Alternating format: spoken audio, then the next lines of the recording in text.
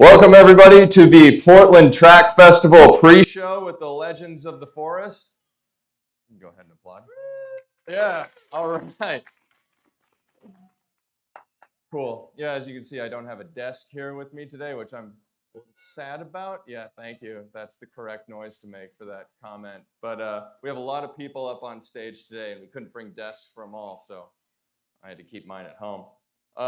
This year's Portland Track Festival will take place on Saturday at Mount Hood Community College with open heats of the 800 and 5,000, so that's starting tomorrow, of course, and beginning at 8 p.m. with the championship steeplechases and the Incubator U women's 10,000 meters and Morton men's 10,000 meters. Live stream begins at 6 p.m., so be sure to tune in, tracklandia.com. Thank you very much to Bandit Running for supporting the live stream this year. We've done pay-per-view on all these. Yeah, round of applause. We've done pay-per-view in the past, but it's always been a goal of ours to push for free because we believe that that is most beneficial to the athletes and the fans, and that's why we exist. So we're very happy that Bandit is jumping in and doing that with us. And it jives well with their unsponsored program as well. So helping athletes, giving them a microphone, boosting the sport, that's what we're all about.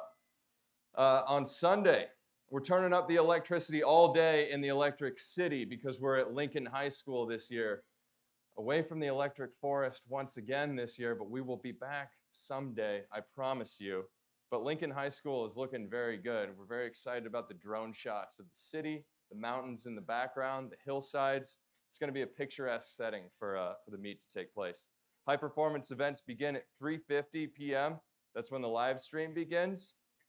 Opening ceremonies begin with the Unipiper and the drum line, so you won't want to miss that, 6 p.m., followed by the time-honored tradition of the Portland versus Seattle 3K, too, for the Cascadia Axe. So we've got the cross-country scored race between the two cities, and the winner takes that axe back home for the year. Portland owns it right now.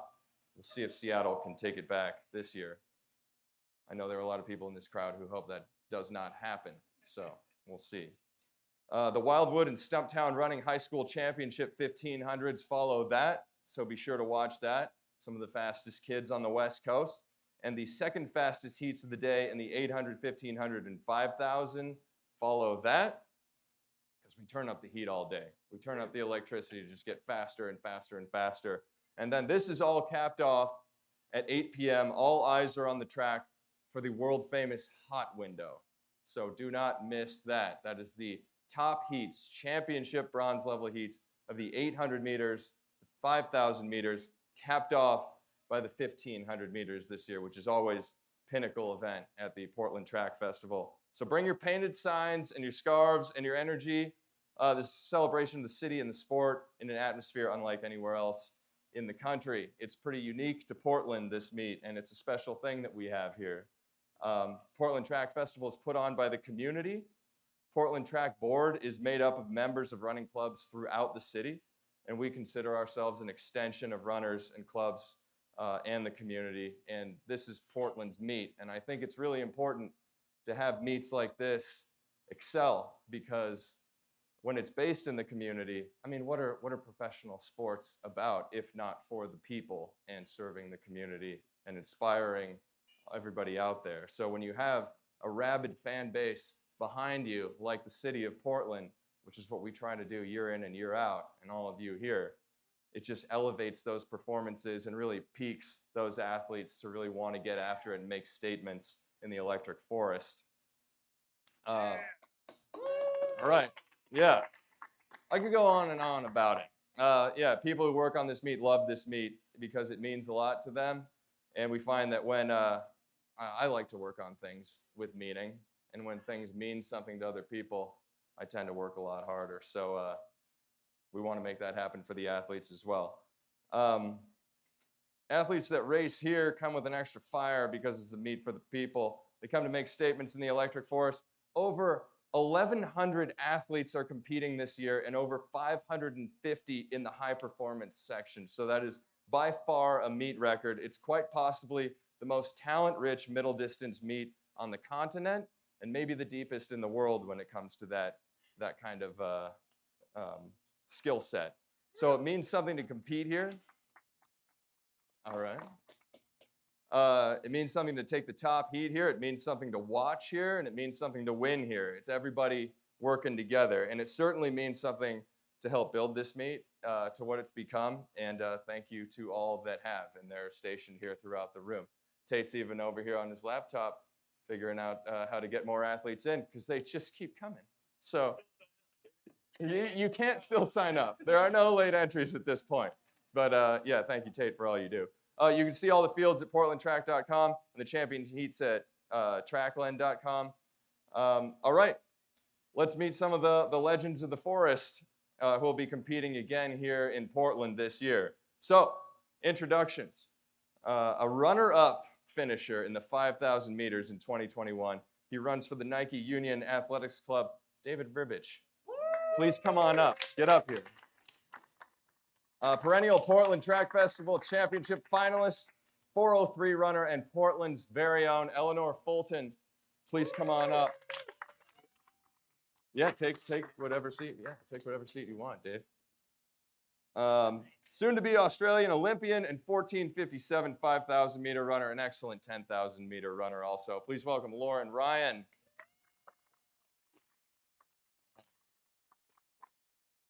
PTF 5,000 meter champion, a world bronze medalist in the 10,000 meters, Emily Infeld. Come on up. Yeah. Oh, they're fiery out there tonight.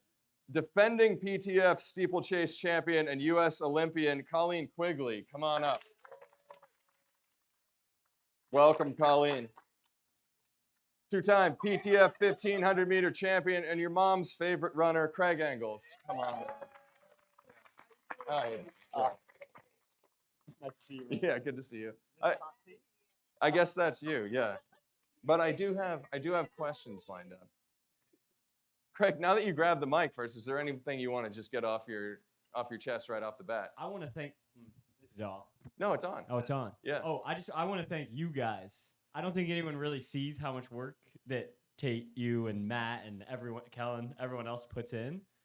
But I've seen it. Tate came and visited me a couple weeks ago and was grinding then. He's been grinding for the last year on this meet, and you guys crush it. So I'm very thankful for you. Well, appreciate that. Yeah, those comments are always appreciated. So. Yeah, Tate's still grinding. He's even got his parents working. Yeah. Yeah, he doesn't shut it down. All right. First question here. I'm gonna dish it off to Colleen over here. Colleen, so you were first last year in commanding fashion. I would say looking very strong over the barriers. That was a comeback for you in the steeplechase. So, what are your plans for this year? How are things going, and how will things be different going forward? Yeah, so that's it's weird to be back here because I haven't raced since I haven't raced anything since that race. I did like part of a triathlon in December. But yeah, it's been so it's like another comeback. This is like a theme for me that I'm like coming back to racing at this meet, I guess.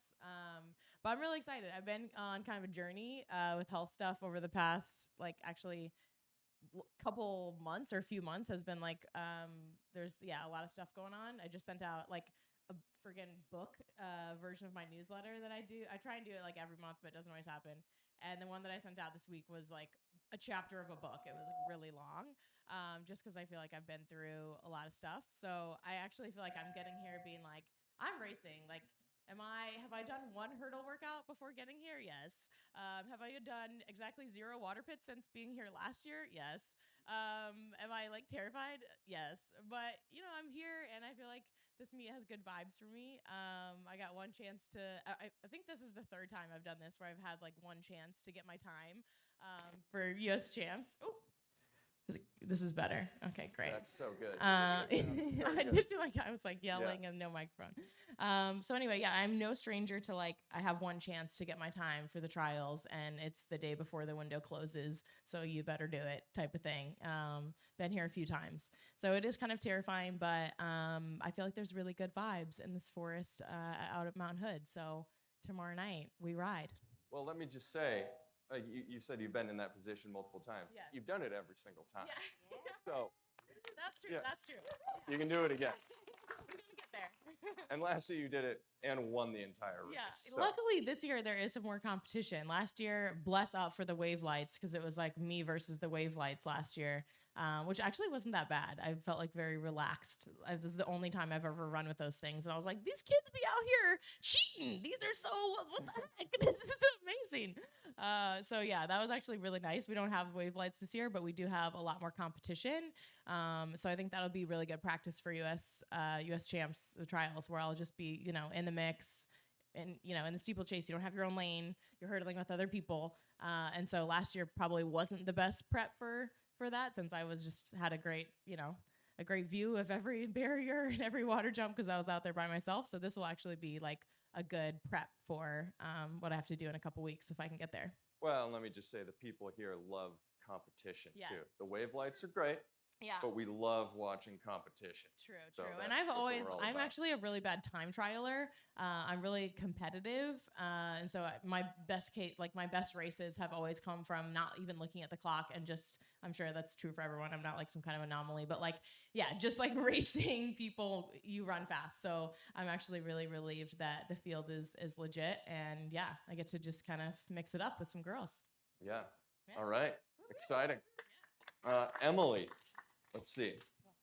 15. So you ran 15:07 in the 5,000 back in 2015, and I Yeah. remember that being a big race for you. It was kind of a breakout race back then, if I'm not mistaken. Yeah. Thought it was a big time one. Totally. No, You had the meet record for a very long time. Oh, please. Go oh, on. no.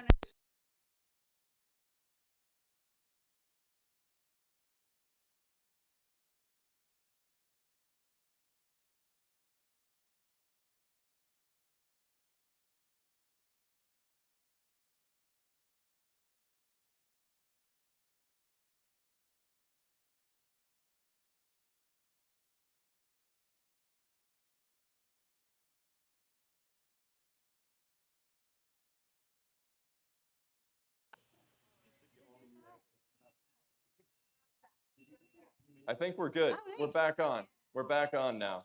Yeah. Yeah. So yeah, 2015, a big year for you. 15:07 on the track, and that was the meet record here for quite a long time too. And it was a big breakout. Yeah. And you always race so tough. Like what? Not just at this race, but wherever you go. What are you looking for? What are you trying to find and channel into on Sunday when you step on the line again in the 5,000? Oh, well, thanks, Jeff. I love the compliments, and I feel like I need that positive momentum, confidence. But I'm excited to go out there and race. I mean, it's going to be a killer field. I love the 5K. That was such a fun year in 2015. I did my first 10K that year and then had a big PR in the 5K after 2 years of missing track with injuries.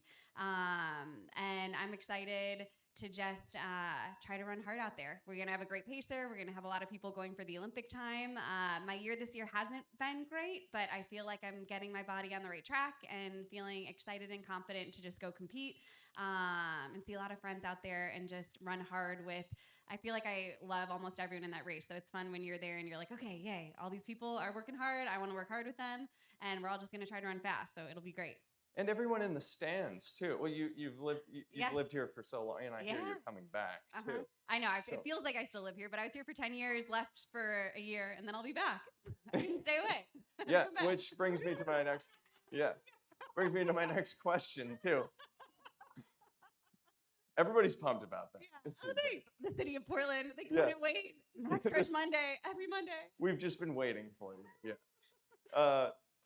Portland was recently ranked in the top 10 as a food city in the United States. Oh, heck yeah. Or not in the United States, in the world. Sorry, in the world. Yeah, because we're definitely number one in the United States.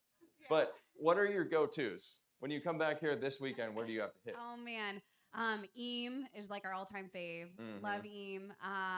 Fish and rice, really good. I went to the food trucks 3 times since I've been here, just the ones right across from the hotel. I hit a bunch of different ones. I got asked for my phone number, and as a 34-year-old woman, it's really exciting. I had to flash my wedding ring, and I texted Max immediately. I was like, "You'll never guess what happened." At the asked food me- trucks. At the food trucks. It was Yeah. the guy making the tacos. He said he didn't speak English, but he could teach me Spanish. That's good to know. I mean, I know where to go if I want to brush up on my Spanish a little bit. Yeah. He asked for my Instagram, but he didn't Yeah. search for Hey, the sun's out. People are having a good time. Yeah, It's yeah, great yeah, to yeah, hear. Yeah. Well, Lauren, so we were talking about this earlier. Can't top that. Sorry. I mean, there's still time. You're in Portland for a few more days. So you raced here in 2021, and that was a big race for you. I think 15:22 back then, and you were in a race that was won by Jessica Hull. And I remember commentating that race, and I remember seeing the two of you afterwards too. And Jessica then was a big deal in Australia too, and you were She still coming up. is. She is the big deal, of course. But you were on the rise at that point, and not where you are now, because now you've run a 10K faster than you've run 15:22. So in the 5K, if that makes sense. But what was that like? What was that like racing on the level with Jessica Hull back then at that point in time? To be honest, I haven't really thought about it like that. I think my last 6-7 months, a lot has changed, and my perspective of where I am as an athlete has changed a lot. I think it's crazy to look back at some of the goals that I wrote down this season. My number one goal was to run 14:52, and I think that's still on the agenda to run. But for me, I never really saw myself as a 10K runner. I think it's crazy looking back at what I've done this season as a relatively new 10K runner as well. My goal at the beginning of the season was just to break 32 minutes and run, I think I wrote down 31:45. And to think that I ran 30:35 is crazy, because I also, what I ran to qualify for Worlds last year was 15:11. And that's actually what I closed my second half of my 10K in. So Yes. a lot of it still hasn't really sunk in. I feel like this season has just been full of excitement, and I think we've seen that across the board with the Under Armour team. A lot has changed in terms of our shoe technology, in terms of the results that people are seeing amongst our athletes, and I think, you know, we're a team to look out for, and it's just very exciting to be a part of what this brand and team is building. Yeah, and I think, well, back then you were coming up, and now you're stepping into a 5,000 field too, which you're no stranger to this at this point. But the 5,000 field, top competition in the United States, on the continent, a lot of great runners, Emily being one of them. How has that changed for you over time, from where you approached races in 2021, racing with getting into that top heat in Portland Track Festival, and now you're just like, this is what you do. This is you. Yeah, I guess it's just our job, and we just have to be prepared and back the training that we've done. I think, you know, the US has always been a star-studded distance country, and I think we've seen that, you know, with multiple medals at World Championships, Olympic Games, and things like that. So to be in the US and racing these girls is just exciting, and I think, you know, the caliber that you guys have is just a reason of why it brings so many international athletes over here to compete and also be a part of the collegiate system. I mean, NCAAs are on this weekend. I think, you know, we've seen so many internationals step up and compete with you guys as well, and I think it's exciting. It just goes to show that the depth you guys have, and yeah, it's very exciting to be a part of. Yeah, well, and we love having you here too. Thank you. All right, I'm gonna mix it up because everybody thinks that I'm just running down the line here, but I'm not gonna ask you a question yet, Craig. Eleanor, this is your city, so you are here. Yeah, it is. We've talked about this before, because it's actually a dream of mine to have you sign with the Thorns and wear a Thorns singlet racing around the world, because then you could actually represent Portland as you should. And that's what we should, yeah, that's what we should do. Like, there's no reason why we can't do that. Other teams in Europe and stuff like have different sports attached to their clubs, like Barcelona and all that. So why don't we do it? Why don't we get you on the Thorns and you can wear a Thorns singlet and represent Portland? I like that idea. I like it too. Yeah. Yeah. But anyway, as the Rose City Queen, Thank you. what is this like, competing year in and year out at the Portland Track Festival versus other meets that you go to around the world? Yeah, it's kind of an important one to me. It's something I think that, like, Scott and I, husband Scott and I, talk about every year, where we're like, okay, if this were to go great, like, one of the things I would want to do is I would want to win PTF, and like that would mean the world to me. I think my prep has gone in a direction that's probably not looking like this year, but like it's a very special meet to me, and I think it's one, you know, historically for me, I've been able to game up a little bit, and it does feel like a home meet. It's very cool. Yeah, so I think before I'm done running, I want to win PTF so bad. Yeah, well, I would say don't count yourself out, please, because all of us are pulling for you out Thank there. you. I can feel it. Yeah, and we would Thank love you. to see that happen as well. Thank you. Me too. Yeah, I think, yeah, it's one thing. It's amazing to see when people level up in the forest and just the energy in there. I get chills. Like the hair on my arm stands up, and I it's do just too. it's nuts. Yeah, So it's very cool. yeah, I think everybody this meet means so much to a lot of people, and to see you guys ball out there is something else. Thank you. I'll throw out the same question to you. What are your go-tos like when you're like, man, I'm gonna really treat myself tonight with some takeout? Oh, Where do you yeah. go in Portland? I kind of had to make this list recently. I had like coworkers come to Portland, and we're really into like Kubo right now, Cuban food on Hawthorne. Oh yeah, sure. Beyond that, have celiac, so we love Petunia's gluten-free bakery, and then kind of into Division wines right now. It's like if you're getting a drink, it's a great spot. Yeah, those are some. There's more. I could keep going. There's a lot more. There's It's hard. a lot. Yeah. When people ask me this question, my head explodes. So I don't know. Yeah. No, I could go for a while. We like tight tacos a lot. Yeah, It's fun. It's a good vibe. that's in the zipper, right? There's two. Oh, there's two. Yeah, Okay, one on Division. Or there's at least two. nice. Yeah. A lot of weird names out here in Portland. It's a great place. Yeah. Yeah, The we pride zipper's a good ourselves one. in creativity and quality, Yes. Yeah. Yes. and caring for our people, David. Appreciate that. Yeah, Is that the pass off? yeah. That's all I wanted to tell you, actually. I'm a prop. Yeah, Dave, you can take the microphone now. I wanted to tell you that of all the great races that have taken place at PTF throughout the years, one of my favorites of all time is your runner-up finish in the 5,000 to Lopez Lemong in 2021. Just because you came screaming around that curve, you were fighting like hell to take the win, and you almost got him. I mean, the great and powerful Lopez Lemong, such an amazing runner, accomplished runner, and you almost got him at the line. And I remember your quote afterwards, and you said, that was the first professional race that I felt like I got beat and not that I lost. And that I thought that was really cool. And I just wanted to tell you that and hear about like what that race meant to you. Well, now you got me sweating. I thought this was going to be a better, like I was going to be more confident in my speech. And yeah, You thought I was going to ask you about food? Yeah, I was like preparing all the place. I'm like, I've lived here for a year now. I've got my food prep. Chipotle's good. Great Notion's good. I was looking at the barrel, just trying to get a shout out there. Uh-huh. But for the most part, that race was, and Portland track has always been like a defining factor for my year and for my career. I mean, my first Portland Track Festival I was a freshman in college and I ran a 5K. I think I was like heat 6. I don't even know what I ran. But then I got to watch all the high performance races and I got inspired by that. And so like this race is like a part of my identity in the sport. So being able to run that race with Lopez, like I vividly remember it. I remember the feeling. I remember that urge to like win and the belief that I could win.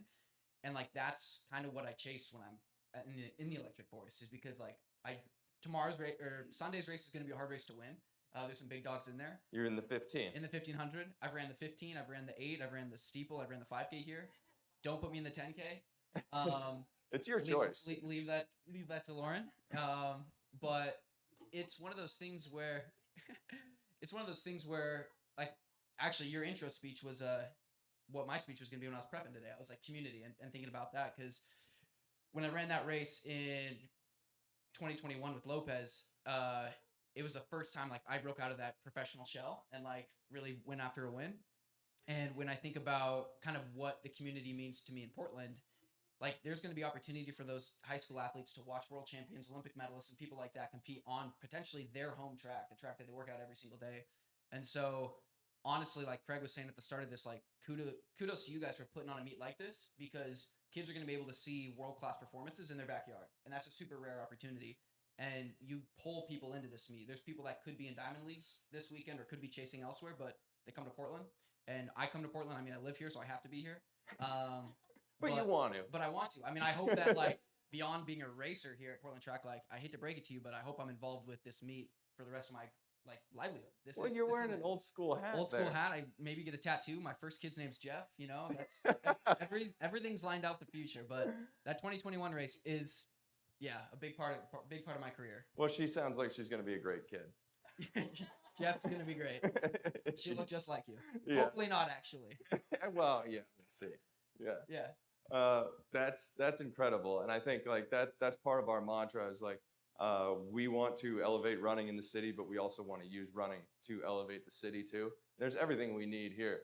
I always say there's 2.2 million people in this metro area. If we can get a small percentage of them out to a track meet, we've got like something that nowhere else in the world has. So, and that's what we do. We try to dig our roots in deep in the city all year round and make this track city like it's soccer city. So Nice. that's it would be a pleasure to have you on board. I'll put in an application. Yeah, You heard it live.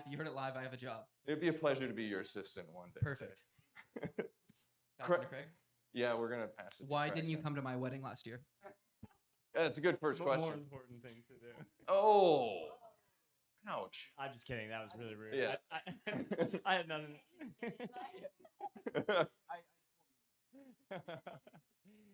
All right, now that we've Let's start this settled that, conversation. let's settle this on the track. Your mustache, I don't know if the camera's wide enough to show it, but it's beautiful, and I'm embarrassed to be sitting center stage with that mustache to my right. I appreciate it. That's why I do it, to Yeah. intimidate folks like yourself. I don't even know if I can look at you. Well, just look into the camera, please, while I ask you this question.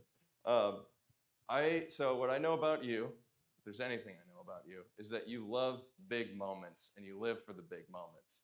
So I know that when we had the Big Friendly series back in 2020, we had the 5 meets and smaller fields because that's what we could do at the time, and no fans in the stands. It was tough for you to get up for races, and there were some where, I mean, you had some good performances there, but you were like, I want to get back into the crowds. And your performances at Portland Track Festival have always been electric. You've won the 1500 twice, doing it in epic fashion, where the photos from those races, there's one famously that Logan Hannigan Downs took in 2019. It's just you looking back, like smiling at the competition around the final curve. And it's amazing. In 2021, 333, that was one of the top races we've ever had here too. So what are you looking for? What does this race provide, or what does any race provide to get you to that level? Yeah, I love this meet. Portland Track Festival, Stumptown, all of them. Any meet that's in Oregon or Portland is awesome. There's actually a cool track in Maupin. Yeah. I'd love to have a track meet there where I get to race, but I love Portland Track Festival mainly because one of my best friends puts it on, and before that I was I won it, which is pretty cool. But I actually raced it in college. I don't know if it was Stumptown or it was at Mount Hood Community College, and Yeah, I don't remember you. I wore a white beater. Or sorry, oh God, you can't say it. No, people know what I that wore is. a tank top and just got absolutely waxed by every professional. And then went to the Olympic trials and got 3rd and 4th, or 4th and 5th. So I'm like, I love this meet so much. And since then, it's just been this awesome thing and this great energy. And I call it home. I call Portland home because I have a house here. But I'd love to move back here one day and be the king of Rose City. Eleanor's maybe not taken, like, and she's spoken for. And you could be Dave's assistant, all right? Yeah. How does that sound? So you've won the 1500 here, and you're in the 800 this year against some tough competition. Cole Hawker's in that race, another 1500 meter great. I did my research, and there's only been 2 athletes that have ever won the 1500 and the 800 at Portland Track Festival. So So we got we've got Kate Grace and Brenda Martinez.